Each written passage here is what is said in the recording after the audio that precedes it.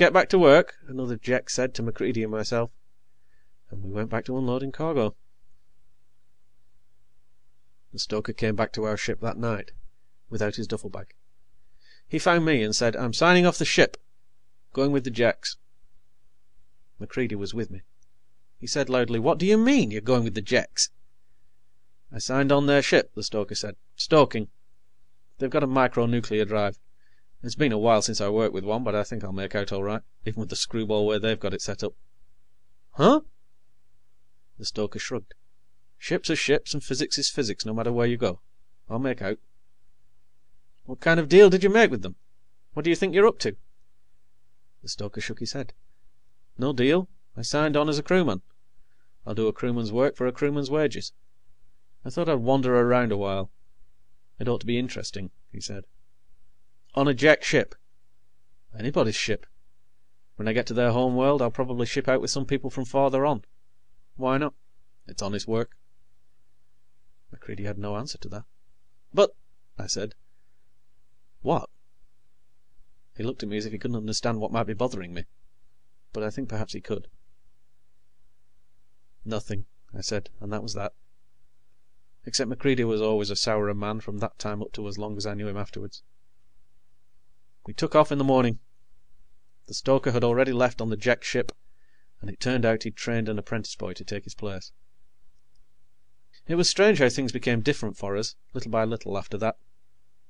It was never anything you could put your finger on, but the Jeks began taking more goods, and giving us things we needed when we told them we wanted them. After a while, Serenus was going a little deeper into Jek territory, and when she wore out, the two replacements let us trade with the Lud too.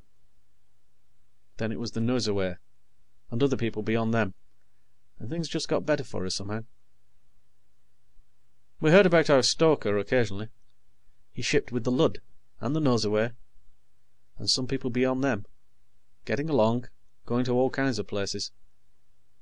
Pay no attention to the precise red lines you see on the star maps.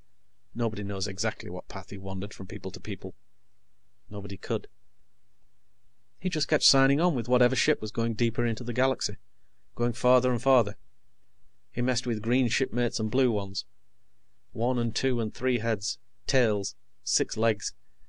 After all, ships are ships, and they've all got to have something to push them along. If a man knows his business, why not? A man can live on all kinds of food if he wants to get used to it. And any non-toxic atmosphere will do, as long as there's enough oxygen in it. I don't know what he did to make things so much better for us. I don't know if he did anything but stoke their ships, and, I suppose, fix them when they were in trouble. I wonder if he sang dirty songs in that bad voice of his to people who couldn't possibly understand what the songs were about. All I know is, for some reason, those people slowly began treating us with respect. We changed too, I think. I'm not the same man I was, I think. Not altogether the same. I'm a captain now, with master's papers, and you won't find me in my cabin very often. There's a kind of joy in standing on a bridge, looking out at the stars you're moving toward.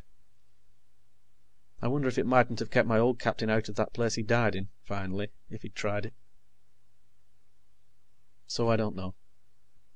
The older I get, the less I know.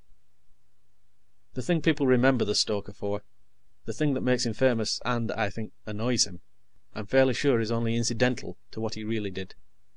If he did anything. If he meant to. I wish I could be sure of the exact answer he found in the bottom of that last glass at the bar before he worked his passage to Mars and Serenus and began it all. So I can't say what he ought to be famous for, but I suppose it's enough to know for sure that he was the first living being ever to travel all the way around the galaxy. The end. End of The Stoker and the Stars by Algis Budrys. Recording by Jason Mills.